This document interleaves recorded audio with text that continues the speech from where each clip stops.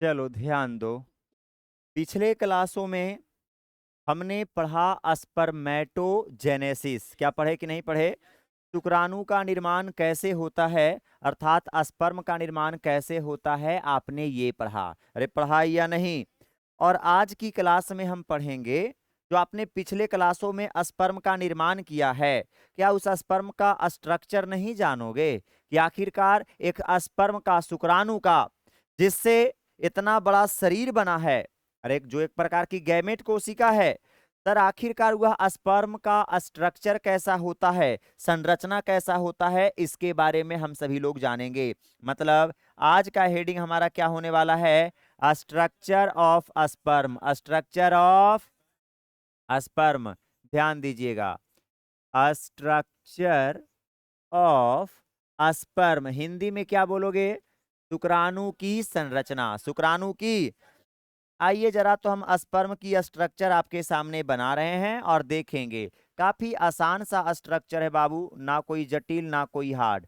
ये हो गया, ये हैं आपके स्पर्म, इस प्रकार से होते हैं। देखिएगा, हम ऐसा बनाएंगे कि विजिबिलिटी अच्छा होगा, दिखेगा अच्छे तरीके से, साफ सुथरे। ध्यान दीजिएगा, ये हो गया इस प्रकार का, ऐसा हो गया। अंत में इसे कर लें ऐसे, फिर कर लें ऐसे, कर लें ऐसे, कर लें, कोई दिक्कत? क्लियर? ये हो गया स्पर्म का स्ट्रक्चर, स्पर्म की संरचना।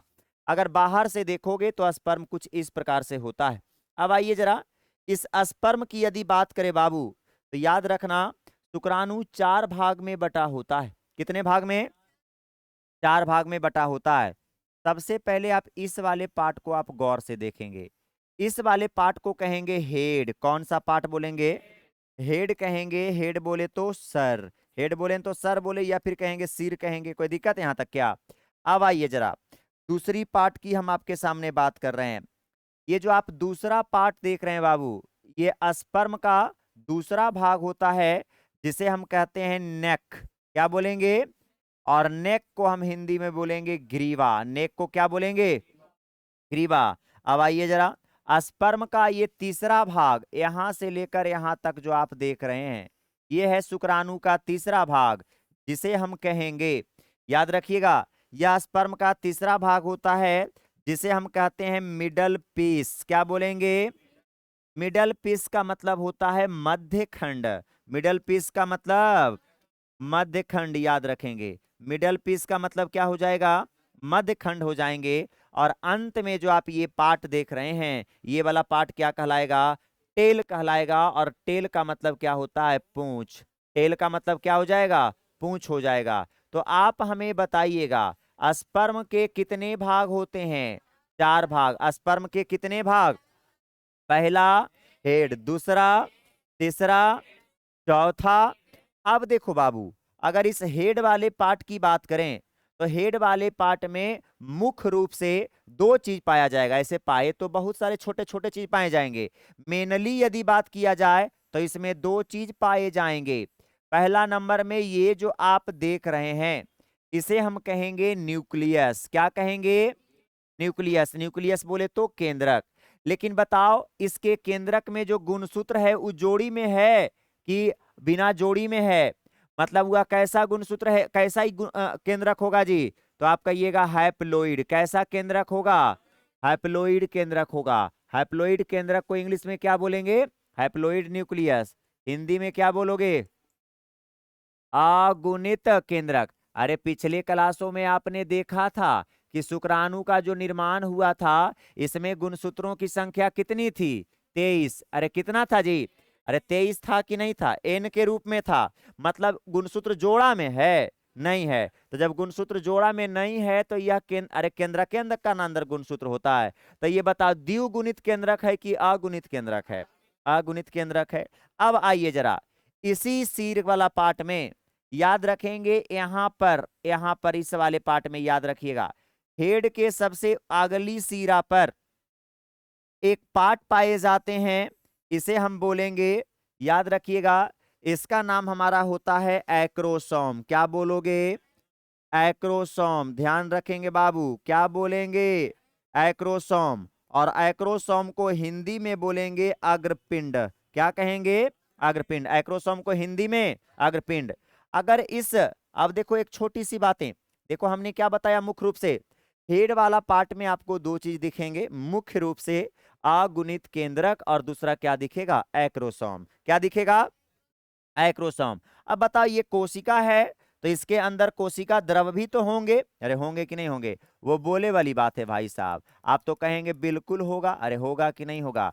तो आप कहेंगे सर बिल्कुल, इसमें आपके पाए जाएंगे कोशिका द्रव। तो ये जो पाए जा रहे हैं ये क्या है? कोशिका द्रव हैं। कोशिका द्रव बोले तो साइटोप्लाज्म, कोशिका द्रव बोले तो ये आपके हो गए साइटोप्लाज्म, जिसे आप कहोगे हिंदी में कोशिका द्रव। हिंदी में आप बोलोगे कोशिका द्रव कहोगे, कोशिका द्रव कहोगे। कोई दिक्कत यहां तक? अब देखो बाबू, कि जो अब दोनों की बातें अगर किया जाए तो एक्रोसोम जो होता है, एक्रोसोम के अंदर एंजाइम पाए जाते हैं। एक्रोसोम के अंदर क्या पाए जाते हैं? एंजाइम पाए जाते हैं। याद रखिएगा बाबू, इस एंजाइम का क्या नाम है? तो याद रखेंगे एक्रोसोम के अंदर जो एंजाइम होता है, इस एंजाइम का नाम है हाइड्रोलाइटिक एंजाइम। एंजाइम का नाम क्या है? Hydrolytic enzyme. याद रहेंगे? बताओ एक्रोसोम के अंदर जो एंजाइम है, इस एंजाइम को क्या बोलोगे? Hydrolytic enzyme. कौन एंजाइम? हाइड्रोलाइटिक एंजाइम होते हैं। और यह हाइड्रोलाइटिक एंजाइम, याद रखिएगा बाबू, तीन एंजाइम का सम्मिलित रूप होता है। मतलब तीन एंजाइम इसके अंदर देखने को आपको मिलेंगे। कितने एंजाइम? तीन एंजाइम का सम्मिलित रूप होता है। कौन? Hydrolytic enzyme. कौन? Hydrolytic enzyme. पहला का नाम याद रखिएगा बाबू, जोनालाइसिंग एंजाइम। कौन एंजाइम? Zona lysing enzyme. जोनालाइसिंग, क्या याद रहेंगे? दूसरा का नाम याद रखिएगा, corona, corona penetrating enzyme. Corona penetrating enzyme, क्या याद रहेंगे? Corona penetrating enzyme. कोई दिक्कत यहाँ जी? Corona penetrating enzyme.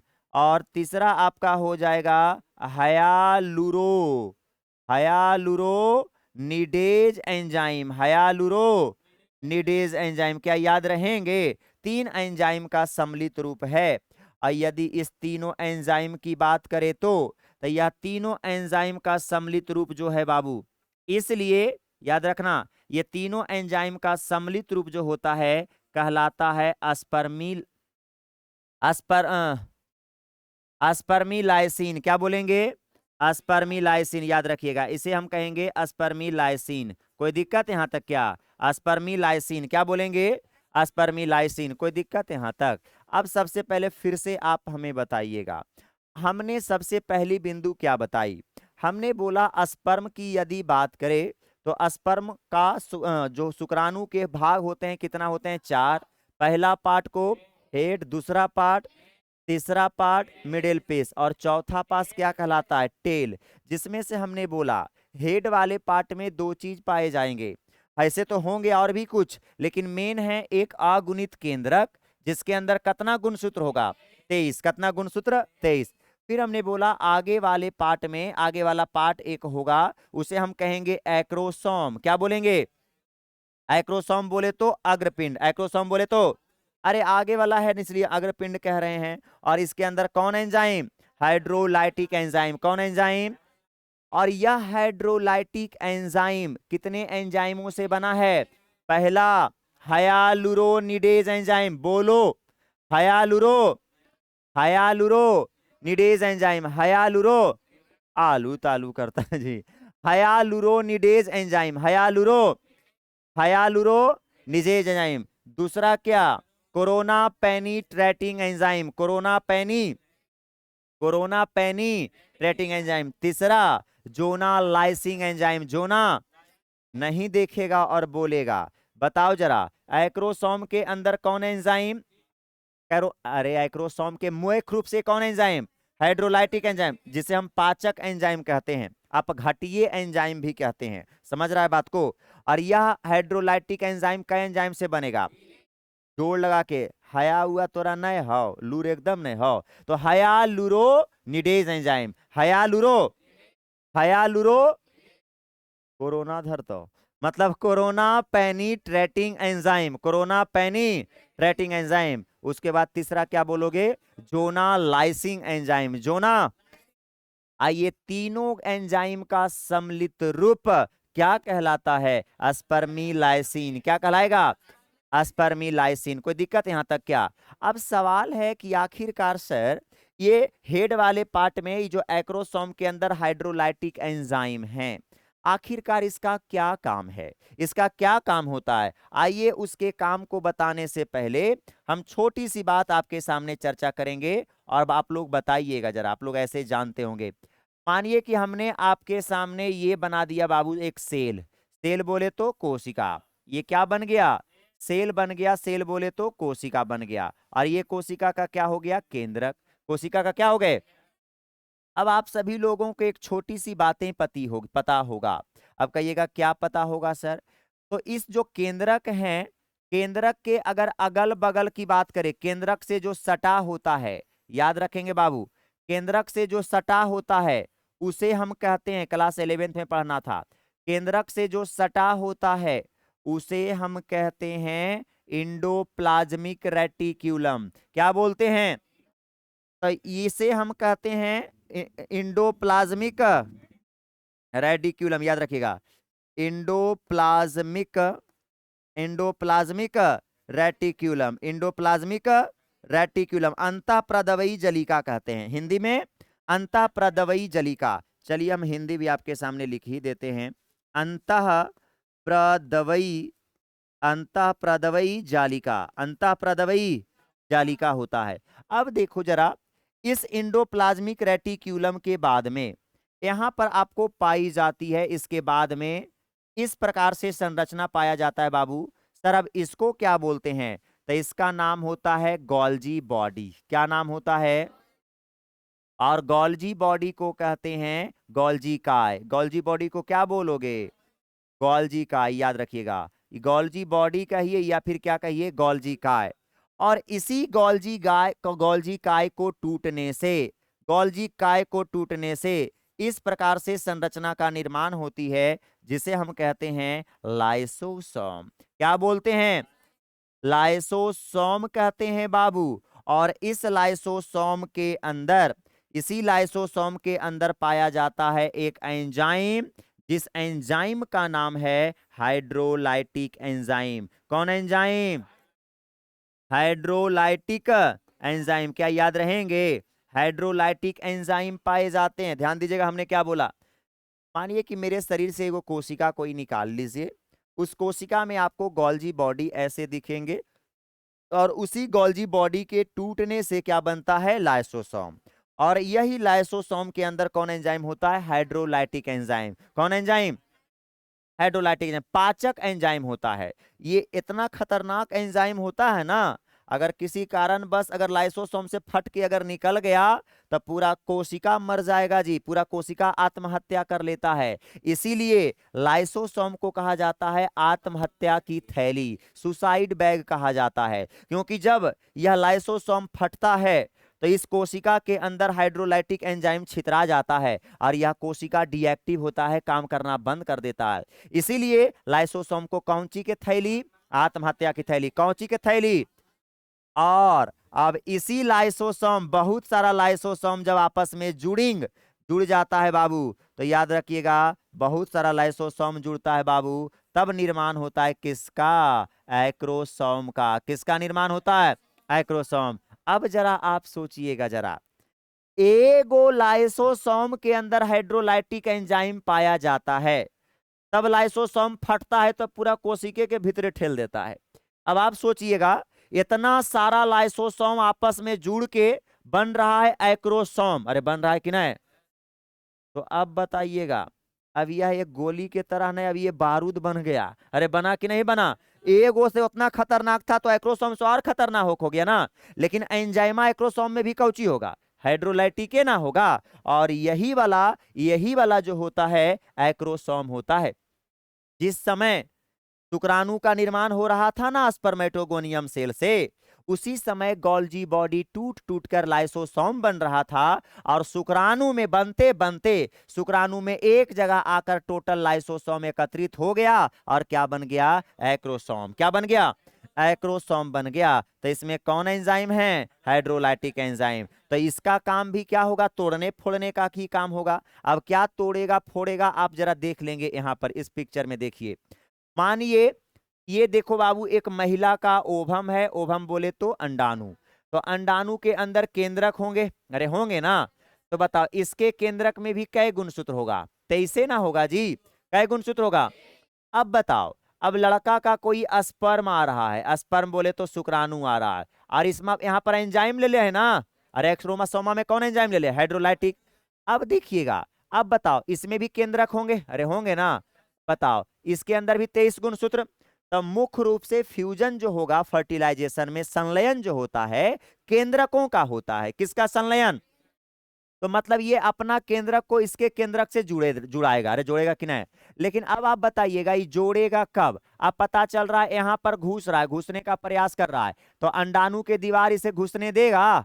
अरे घुसने देगा? नहीं घुसने देगा अंडाणु का दीवार सर। तो ऐसी परिस्थिति में क्या करेगा? तो यहां पर जो अगला पार्ट जो एक्रोसोम के अंदर हाइड्रोलाइटिक व एंजाइमा है, वह एंजाइमा फट से निकलेगा। यह एंजाइम निकलेगा, फट से फट जाए, जैसी सटेगा ना अंडाणु के दीवार से, तो ये वाला एंजाइम निकलेगा और इसके लेयर को क्या कर देगा? तोड़ देगा। अंडाणु के लेयर को क्या कर दिया बाबू? अरे देखो ना क्या कर दिया? तोड़ दिया। और जब तोड़ दिया तो बताओ शुक्राणु का केंद्रक क्या अंडाणु के केंद्रक से संलयन कर लेगा? अरे संलयन करेगा कि नहीं? और संलयन करके क्या बताओ ये आपस में फ्यूजन कर लेगा? अरे कर लेगा। अब बताओ एकरा में 23 गुणसूत्र होगा कि 46 होगा? 46 होगा। कै गुणसूत्र? अब बताओ ये कौची का निर्माण हो गया? जायगोट का। किसका निर्माण हो गया? जायगोट का। जायगोट बोले तो युग्मनज का। जायगोट बोले तो आपने समझ गए कि सर जो हेड वाले पार्ट में एक्रोसोम होते हैं और उस एक्रोसोम में जो हाइड्रोलाइटिक एंजाइम होता है, इसका मेन काम होता है अंडाणु के लेयर को क्या करना? तोड़ना, ताकि शुक्राणु का न्यूक्लियस आसानी तरीके से ओवम के अंदर क्या कर सके? प्रवेश कर सके। अरे समझ रहा है बात को? ये बात है। अब इसके बाद इसमें कोई काम नहीं है बाबू, हो गया, कहानी खत्म। अब आइए दूसरा पार्ट कहाँ आते हैं? नेक। कहाँ जाएंगे? नेक में आ जाएंगे। नेक बोले तो ग्रीवा। नेक बोले तो ग्रीवा। अगर इस ग्रीवा की बात किया जाए तो इस ग्रीवा में बाबू 2 गो सेंट्रियोल पाए जाते हैं। कितने सेंट्रियोल? 2 सेंट्रियोल पाए जाते हैं। ग्रीवा वाला पार्ट में क्या सेंट्रियोल? एक सेंट्रियोल केंद्रक के नजदीक है कि नहीं है? और एक सेंट्रियोल केंद्रक से क्या है? दूर है। तो जो केंद्रक से नजदीक होगा उसे हम कहेंगे समीपस्थ तारक केंद्र। उसे क्या कहेंगे? समीपस्थ सेंट्रियोल। और जो दूर है उसे कहेंगे दूरस्थ सेंट्रियोल। उसे क्या कहेंगे? लेकिन अगर इंग्लिश में बोले तो इसे कहेंगे प्रॉक्सिमल सेंट्रियोल। क्या बोलेंगे? Proximal centriole. याद रखेंगे, प्रॉक्सिमल। और ये दूर है तो इसे हम बोलेंगे डिस्टल सेंट्रियोल। क्या बोलेंगे? अब प्रॉक्सिमल सेंट्रियोल को हिंदी में समीपस्थ क्या कहेंगे जी? समीपस्थ तारक केंद्र। समीपस्थ तारक केंद्र। और ये क्या हो जाएगा? दूरस्थ तारक केंद्र। क्या हो जाएगा? दूरस्थ तारक केंद्र। तो आप याद रखेंगे सिंपल सा चीज कि ग्रीवा वाला पार्ट में 2 सेंट्रियोल पाए जाते हैं। जो केंद्रक से नजदीक होगा वो समीपस्थ सेंट्रियोल होगा, जो दूर होगा उसे क्या कहेंगे? दूरस्थ सेंट्रियोल कहेंगे। ये जो दूरस्थ सेंट्रियोल होता है बच्चे याद रखेंगे, ये जो दूरस्थ सेंट्रियोल होता है यह एक फिलामेंट का, एक धागे जैसे फिलामेंट का निर्माण करता है, जो कि मिडिल पीस से होते हुए, अरे मिडिल पीस से होते हुए कौन वाला पार्ट? टेल वाला पार्ट पूंछी से क्या हो जाता है? बाहर निकल जाता है। याद रहेगा इस बात? याद रखिएगा नेक वाला पार्ट में जो डिस्टल सेंट्रियोल होते हैं वह एक धागे के रूपी फिलामेंट का निर्माण करते हैं जो प्रोटीन के बने होते हैं, और जो मिडिल पीस से होते हुए आपका टेल पार्ट से क्या हो जाता है, बाहर निकल जाता है। और इस पार्ट को हम क्या कहते हैं, तो याद रखिएगा, इस पार्ट को हम कहते हैं एक्सियल फिलामेंट। कौन फिलामेंट बोलेंगे? एक्सियल फिलामेंट कहेंगे, एक्सियल फिलामेंट कहते हैं। और एक्सियल फिलामेंट का मतलब क्या होता है? अक्षीय तंतु। एक्सियल फिलामेंट का मतलब अक्षीय तंतु। एक्सियल फिलामेंट का मतलब आप देख सकते हैं यहां से ई अक्ष से स्टार्ट हुआ और अंतिम वाला अक्ष पर चल गया, चल गया कि नहीं चल गया? अरे अक्ष किसे कहते हैं जानते हो ना, स्टार्टिंग पॉइंट और टर्मिनल। तो ये बताइए एक प्रकार से एक कैसा फिलामेंट निर्माण हो रहा है? अच्छी, कौन निर्माण कर रहा है? Distal centriole. कौन निर्माण कर रहा है? हो गया खत्म। अब आ जाइए कौन पार्ट में? मिडिल पार्ट में आइए। तो अगर इस मिडिल पार्ट की बात करें तो बच्चे ध्यान दीजिएगा, इस मिडिल वाले पार्ट में माइटोकॉन्ड्रिया पाया जाएगा। क्या पाए जाएंगे? माइटोकॉन्ड्रिया पाए जाएंगे बच्चे। ये जो हम बना रहे हैं ना, बहुत सारे माइटोकॉन्ड्रिया हैं। ये क्या हैं? तो आप कहेंगे सर ये माइटोकॉन्ड्रिया है। क्या है जी? माइटोकॉन्ड्रिया है। ये आपके हो गए माइटोकॉन्ड्रिया। और यह माइटोकॉन्ड्रिया इस प्रकार से कुंडलित होता है, ऐसे करके ये कुंडलित धागे से घिरा है। समझ रहा है बात को? इस प्रकार से। तो ये क्या है? तो आप डायरेक्ट कहेंगे सर ये तो हो गया माइटोकॉन्ड्रिया। क्या हो गया? माइटोकॉन्ड्रिया। अब कहिएगा इस माइटोकॉन्ड्रिया का क्या काम होता है? तो आप लोगों को नहीं पता है माइटोकॉन्ड्रिया का काम। माइटोकॉन्ड्रिया का काम होता है ऊर्जा को स्टोर करना। अरे पावर हाउस ऑफ सेल किसे कहा जाता है? माइटोकॉन्ड्रिया को। तो इस शुक्राणु के अंदर जो माइटोकॉन्ड्रिया है, इसका काम होगा एनर्जी को स्टोर करना। और साथ ही साथ जब यह स्पर्म गति करेगा तो स्पर्म को गति बिना एनर्जी के करेगा, तो वह एनर्जी इसको कौन वाला पार्ट से मिलेगा? मिडिल पार्ट से मिलेगा। मिडिल पार्ट से मिलेगा और मिडिल पार्ट में इसको देगा कौन? माइटोकॉन्ड्रिया। कौन देगा? कुंडलित जैसी संरचना है जो हम कौन सी बोल रहे हैं जी? माइटोकॉन्ड्रिया। कोई दिक्कत यहां तक? अब आइए जरा इस टेल वाले पार्ट की यदि बात करें। अब टेल वाला क्या करेगा? तब पूछी का तो काम ही होता है बैलेंस बनाए रखना। पूछी का काम क्या होता है? अरे बंदर उंदर को देखना, जब रास्ता उस्ता में ई पेड़ से ऊपर फिर कूदा कूदी करता है, तब पूछी को कितना बैलेंस इन्ने कर दल को, पूछी इन्ने शरीर को बैलेंस बनाए रखता है। अब बताइए स्पर्म पहुंचना है अंडाणु के पास, तो जने तने हुराठ ले जाएगा? नहीं, इसको तो एकदम अच्छा लोकेशन पर जाना चाहिए। तो ये पूछी बैलेंस बनाएगा। नहीं बेटा इन्ने ने मुड़िया टेढ़ हो रहा, फिर पूछी ऐसे करेगा तो सोच जाएगा। अरे जैसे कि हम लोग भी जब गिरे लगते हैं तो देखता है जिधर के गिरते हैं उधर के ही हाथ तक घुमावे लगते हैं। ये क्या एक प्रकार से पूछिए मान लो, और क्या हम शरीर को बैलेंस बनाते हैं कि नहीं बनाते हैं? बस यही पूरी कहानी है बाबू। तो ये पूरा स्पर्म की जो स्टोरी थी हमने आपके सामने क्या कर दिए? रख दिए। तो सबसे पहले बताएंगे स्पर्म के कितने पार्ट? 4 पार्ट। पहला, देखो एक्रोसोम बोल दिया, पहला पार्ट, दूसरा, तीसरा, चौथा। हेड वाले पार्ट में क्या है? पहला हैप्लोइड न्यूक्लियस, दूसरा क्या है? एक्रोसोम। एक्रोसोम में कौन एंजाइम? कै प्रकार के? बता, ये हाइड्रोलाइटिक एंजाइम कई चीजों से बना है? बता, इसमें कई एंजाइम है? 3। पहला क्या? हलो उलो नहीं रे, हयालुरोनिडेज एंजाइम, हयालुरो। दूसरा क्या? कोरोना पेनिट्रेटिंग एंजाइम, कोरोना पेनी। तीसरा जोनालाइसिंग एंजाइम। यह तीनों एंजाइम का सम्मिलित रूप क्या कहलाता है? स्पर्मिलाइसिन। क्या कहलाता है? हो गया खत्म। नेक वाला भाग में कै सेंट्रियोल?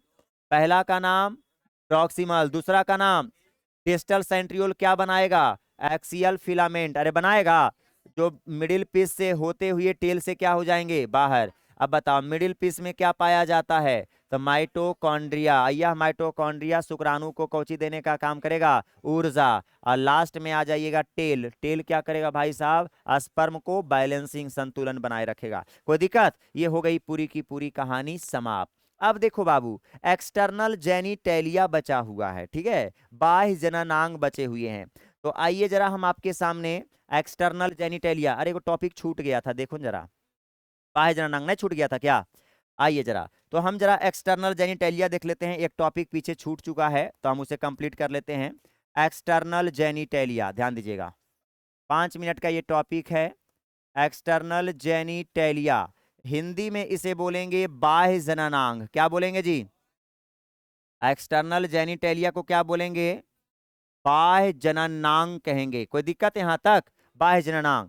तो महिलाओं के यदि बाह्य जननांग की बात करें तो महिलाओं की बाह्य जननांग कुछ इस प्रकार से होती है। नहीं तो एगो प्योन में छोटा बड़ हो गया हो, चलिएगा इस प्रकार से होती है, आप देखेंगे। ठीक है, चलिएगा। ये आपका एक महिला का यदि बात करें तो अच्छा पिक्चर में हम बता देते हैं, इसमें समय लग जाएंगे। आइए जरा, कहाँ चला गया, कहाँ चला गया, 11th 12th, ये लो, ध्यान देंगे। आओ जरा, अच्छा पहले ये बता दो जरा हमें, हम आपको बताए थे जो एक्सटर्नल जेनिटेलिया होता है, बाह्य जननांग होता है महिलाओं का, कई भाग में बटा होता है? 5 भाग में। क्या याद नहीं है? पहला भाग का क्या नाम है? Mons pubis. क्या नाम है? हिंदी लिखे पड़ेगा। मॉन्स प्यूबिस का मतलब जघन उत्थान, मॉन्स प्यूबिस का मतलब। दूसरा क्या बताए थे? लेबिया मैजोरा, लेबिया मैजोरा। तीसरा क्या बताए हैं? लेबिया मैनोरा, लेबिया मैनोरा, क्या बताए हैं? और उसके बाद अगला क्या बताएं जी? वेस्टिब्यूल। क्या बताए हैं? वेस्टिब्यूल बताए हैं। और वेस्टिब्यूल को हिंदी में क्या कहते हैं? प्रकोष्ठ। क्या बोलेंगे? और लास्ट में क्या होता है जी? तो लास्ट में हम बताए थे क्लिटोरिस, और क्लिटोरिस का मतलब क्या होता है? भगशिश्न। क्लिटोरिस, क्लिटोरिस का मतलब क्या हो जाएगा? भगशिश्न। क्लिटोरिस का मतलब ये 5 चीजों से बनता है। तो ये दोनों का हिंदी का हेल छोड़ दे, इसका मतलब होता है लेबिया मेनोरा ना, ये है लघु ओष्ठ। तो ये क्या हो जाएगा? दीर्घ ओष्ठ हो जाएगा। अब मॉन्स पीविस का मतलब जघन उत्थान। क्या ये 5 चीजों से बने हैं? 5 चीजों से बना होता है बाबू। अब आइए जरा, 5 चीजों से बना होता है तो कौची कौची से बना होता है देखिएगा। सबसे पहली पार्टे अगर आपके सामने अगर कहा जाए तो देखेंगे, ये वाला जो ऊपर वाला पार्ट होता है, ये वाला पार्ट जो होता है महिलाओं का, इस वाले पार्ट को कहा जाता है मॉन्स प्यूबिस। ये जो यहाँ वाला पार्ट होता है, ध्यान दीजिएगा, इस पार्ट को हम कहेंगे मॉन्स प्यूबिस। याद रहेंगे इसका नाम? क्या नाम याद रखोगे? मॉन्स प्यूबिस कहेंगे, मॉन्स प्यूबिस। जघन उत्थान कहेंगे, जो एक जिसमें वसा उत्तक भारी मात्रा में पाए जाते हैं। ये पूरा पुलपुल पार्ट जो है ना, यही होता है मॉन्स प्यूबिस। क्या होता है? Mons pubis. और इस मॉन्स प्यूबिस वाले पार्ट में आपको हल्के हल्के कोमल जैसे बाल होते हैं। हल्के हल्के कोमल जैसे क्या होंगे? बाल होंगे। और इस बाल को कहा जाता है सेक्स रोम। क्या कहेंगे? सेक्स रोम, लिंगी रोम कहते हैं। इस बाल को क्या बोलेंगे? सेक्स रोम। सेक्स रोम का मतलब लिंगी रोम, सेक्स रोम का मतलब लिंगी रोम कहते हैं।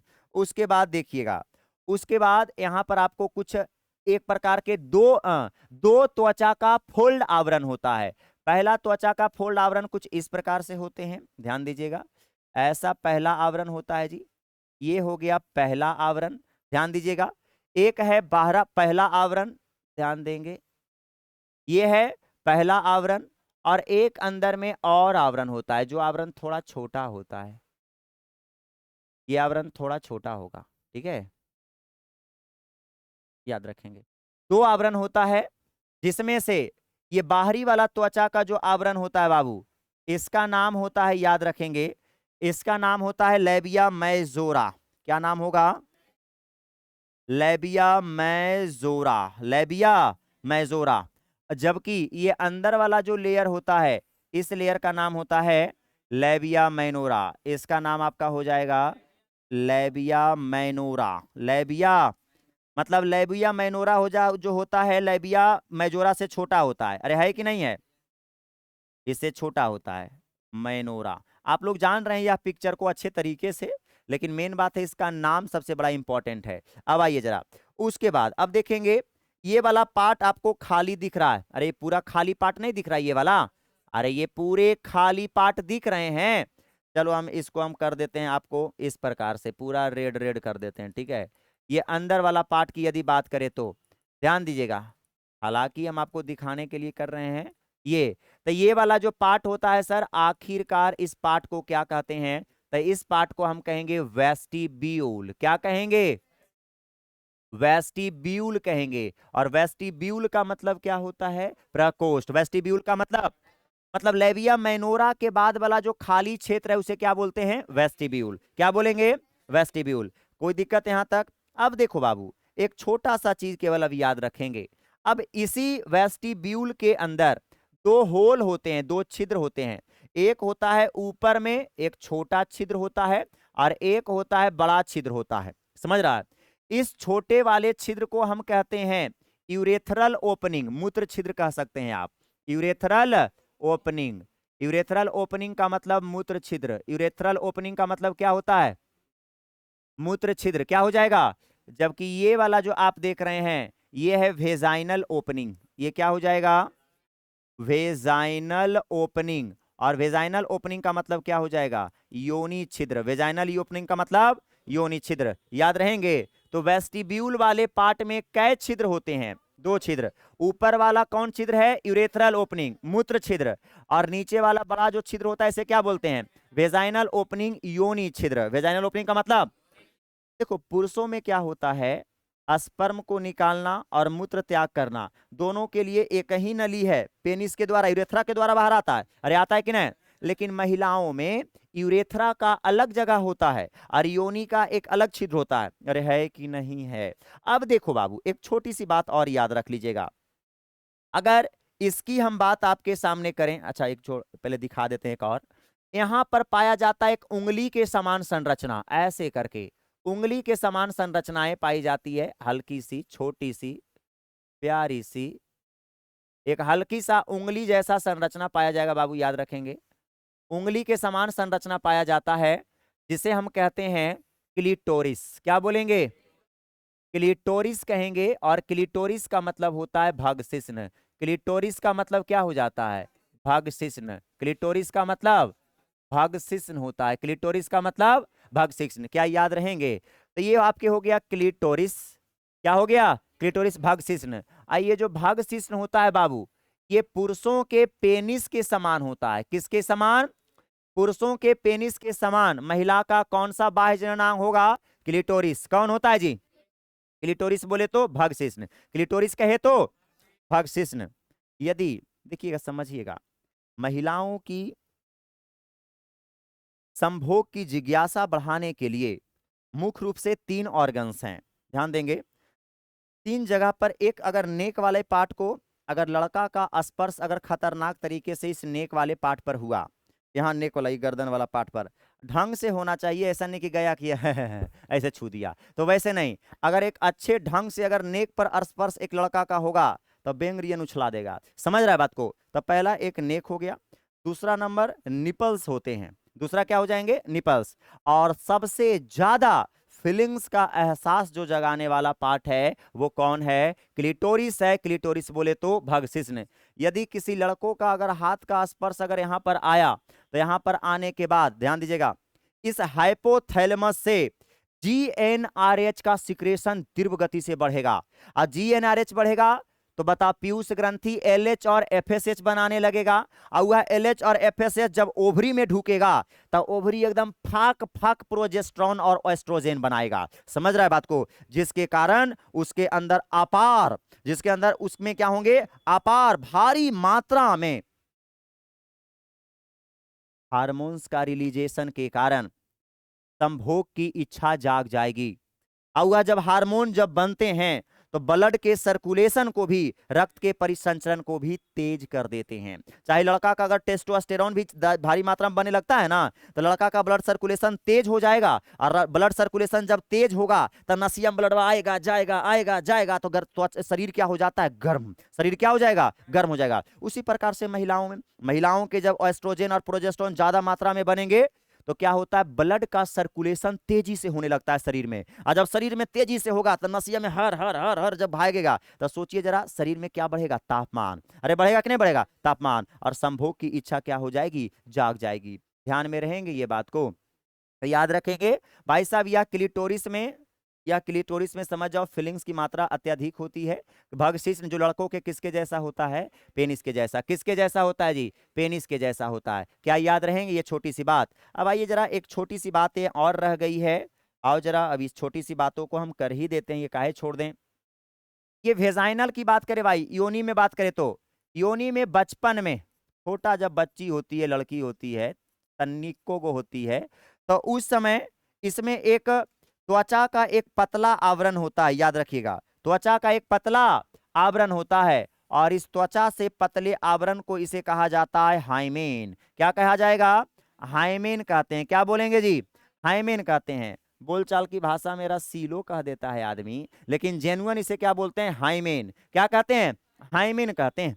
यह एकदम पतला त्वचा का आवरण होता है, जो कि जब लड़की बच्ची है, छोटी है, तो उस समय बताओ योनि छिद्र को प्रोटेक्शन मिलना चाहिए कि नहीं? जैसे तैसे खेलती है, हो सकता है कोई बैक्टीरियल इन्फेक्शन इसके अंदर चला जाए योनि के अंदर। अब बैक्टीरियल इन्फेक्शन अगर अंदर चल गया तो पूरा गर्भाशय को चौपट कर देगा। अरे कर देगा कि नहीं कर देगा? तो बचपन में शरीर को वो देखभाल अच्छे तरीके से नहीं कर पाती है, इसलिए यहाँ वेजाइनल होल में अगर बात करें तो पतली झिल्ली के समान संरचना एक होती है, जिसे हम क्या बोलते हैं? ह्यूमन। क्या बोलेंगे? हाइमेन कहते हैं। क्या कहते हैं जी? हाइमेन कहते हैं। हाइमेन को जिसे आप सील भी कह सकते हैं, हाइमेन को हम सील भी कह सकते हैं, कोई दिक्कत नहीं है। समझ रहा है बात को? और ये कई कारणों से टूट भी जाते हैं, मतलब ब्रेक कर जाते हैं, टूट जाते हैं। कई कारण हो सकते हैं, जैसे कि पहला कारण हो सकता है एथलीट्स, अगर वह लड़की अगर एथलीट्स करती है, ज्यादा दौड़ती उड़ती है, भाला उला फेंकती है, कूदा फानी करती है, तो वैसी अवस्था में आप खुद बताइएगा, जितना पैर फैलेगा, जितना पैर फैलेगा उतना ये वेस्टिब्यूल वाला पार्ट फैलेगा। अरे फैलेगा कि नहीं? और जो वेस्टिब्यूल पार्ट फैलेगा तो हाइमेन पर प्रेशर पड़ेगा कि नहीं पड़ेगा? और हाइमेन पर प्रेशर पड़ेगा तो हाइमेन ब्रेक करेगा। अरे करेगा कि नहीं करेगा? या साइक्लिन प्रोसेस से भी होता है। यदि साइकिल चला रहे हैं आवश्यकता ज्यादा, तो पैडल ऊपर नीचा करने से क्या होता है, इस पर इसके जो पतले परत होते हैं इस पर प्रेशर पड़ते हैं। और तीसरा नंबर में भाई साहब सबसे बच गया तो संभोग से ये क्या होते हैं? टूटते हैं। याद रखिएगा। तो हमने बोल दिया, बताओ जरा, ये 3 कारण याद रखिएगा। सबसे पहले कारण हमने क्या बोला? एथलीट्स करने से, दौड़ने उड़ने से। भाई साहब कोई दिक्कत जी? एथलीट्स। दूसरा नंबर में मैंने क्या बोला? Cyclin process. कौन प्रोसेस? Cyclin process. और एक लास्ट याद रखिएगा, लास्ट, अब लास्ट में क्या याद रखोगे? संभोग करने से, सेक्स करने से भी ये क्या हो जाते हैं? टूट जाते हैं। लेकिन आजकल की यदि बातें किया जाए तो लोग इसको कोई नहीं मानता है, इसको कोई नहीं मानता है, इसी को सत्य मानता है। समझ रहा है बात को? लेकिन जो कि सरासर गलत है। समझ, ज्यादा अगर कस के दौड़ जाए, पतला एक आवरण है भाई साहब, कभी भी टूट सकता है, ब्रेक कर सकता है। लेकिन हम आपको बता देते हैं, देखो, जैसे कि पता चला, आइए जब ब्रेक करते हैं, अगर टूटते हैं भाई साहब, तो उस समय हल्का सा 2 ml या 3 ml ब्लड बाहर आते हैं। समझ रहा है? ज्यादा ब्लड नहीं, ऐसा नहीं कि हरा के 3, मतलब 4 से 5 लीटर ब्लड है तो 1 लीटर ब्लड बाहर आएगा, नहीं, 3-4 ml क्या होते हैं? बाहर बाहर आते हैं, ब्लड बाहर आते हैं। तो लड़कों को लगता है कि भाई साहब हाइमेन क्या था? पैक था। उसको अपने आप में अच्छा महसूस होता है कि चलो भाई, मतलब यह लड़की जो है एक ढंग की है, अच्छी है, मतलब उसके मन में इस प्रकार से भावनाएं आती है। तो याद रखिएगा, ऐसा ख्याल अगर मन में आता है तो आज के समय में आर्टिफिशियल हाइमेन भी लगाया जाता है। आर्टिफिशियल हाइमेन लगाया जाता है। पता चला कि मतलब 8 गो 10 गो से संबंधो था तो कोई दिक्कत नहीं है, 11वां जब शादी करे के बारी आई तो गई, अब आर्टिफिशियल हाइमेन लगवा दी। समझ रहा है ना? अब आर्टिफिशियल हाइमेन जो होगा ये ओरिजिनल हाइमेन से कई गुना मजबूत होगा। समझ रहा है बात को? इससे ज्यादा मजबूत होगा। अब अपने आप में तू खुश होते रह जो। समझ रहा है बात को? तो याद रखेंगे, जो ये हाइमेन होता है, आर्टिफिशियल हाइमेन नेचुरल हाइमेन से क्या होगा? अरे चमड़िया को काट के क्या कर देगा? जब उसको पैक कर देगा। अब तोड़ ही जितना तोड़ना हो ये ओरिजिनल हाइमेन को। समझ रहा है बात को? ये समस्याएं आपका आज के समय में बहुत सब कुछ पॉसिबल है जी, ऐसा कुछ भी नहीं है जो पॉसिबल नहीं है। तो इसी के साथ ये पूरा एक्सटर्नल जेनिटेलिया को हमने क्या कर दिया? समाप्त। कुछ भी नहीं था एक्सटर्नल जेनिटेलिया, हमने इसको क्या कर दिए? खत्म। तो सबसे पहले फिर से बताएंगे जरा, सबसे पहले बाबू, अब आइए जरा, ये देख लिए ना इस पिक्चर को, अब आओ जरा आप यहां पर से देख लें, इसको देख लेंगे, इसमें आपको अच्छे से विजिबल हो जाएगा। ये देखो, देखेंगे। सबसे पहले हमने बोला इस वाले पार्ट को हम क्या बोलेंगे जी? Mons pubis. क्या बताए थे? मॉन्स प्यूबिस कहते हैं। और इस मॉन्स प्यूबिस पर जो आपके रोम है, कोमल जैसे बाल हैं, इस बाल को हमने क्या बोला? सेक्स रोम। क्या बोला? सेक्स रोम बोला। उसके बाद त्वचा के हमने बोला कि एक फोल्ड होता है, क्या है कि नहीं? ये देखो ना, अरे त्वचा का एक फोल्ड है, इस बाहरी वाला फोल्ड को क्या बोलते हैं? Labia majora. उसके बाद एक और देखो ना, त्वचा का एक और आवरण है पतला सा, है कि नहीं है? तो इसे हम क्या बोलेंगे? लेबिया मेनोरा। उसके बाद देखो ना, अंदर वाला पार्ट इतना खाली है, तो ये अंदर वाला जो खाली पार्ट आप देख रहे हैं इसे क्या बोलेंगे? वेस्टिब्यूल। क्या बोलेंगे? और इसी वेस्टिब्यूल में 2 छिद्र हैं, एक ऊपर वाला छिद्र जिसे क्या बोलते हैं? मूत्र छिद्र कहेंगे, और एक नीचे वाला जो है इसे क्या बोलते हैं जी? वेजाइना। क्या बोलेंगे? और इसी वेजाइना में क्या लगे होते हैं? हाइमेन। क्या लगे होते हैं? हाइमेन। उसके बाद यहाँ पर हमने बोला कि एक उंगली के समान संरचना होती है जिसे हम क्या बोलते हैं, क्लिटोरिस। क्लिटोरिस बोले तो भगशिश्न। इसी के साथ इसकी कहानी क्या हो जाती है, समाप्त हो जाती है। बात समझ में आया क्या? अब नेक्स्ट टॉपिक क्या है सर? तो नेक्स्ट टॉपिक बहुत बड़ा और बहुत इंपॉर्टेंट टॉपिक है जिसे हम क्या बोलेंगे, ऊजन। अरे स्पर्मेटोजेनेसिस देखा ना जी, शुक्राणु जनन। अब देखेंगे ऊजेनेसिस, अंड जनन, लड़कियों के ओवरी में अंडाणु का निर्माण कैसे होता है। तो आज का क्लास आपको यहीं पर स्थगित किया जा रहा है, रोका जा रहा है। क्या कोई दिक्कत यहां तक? चलिए भाई साहब।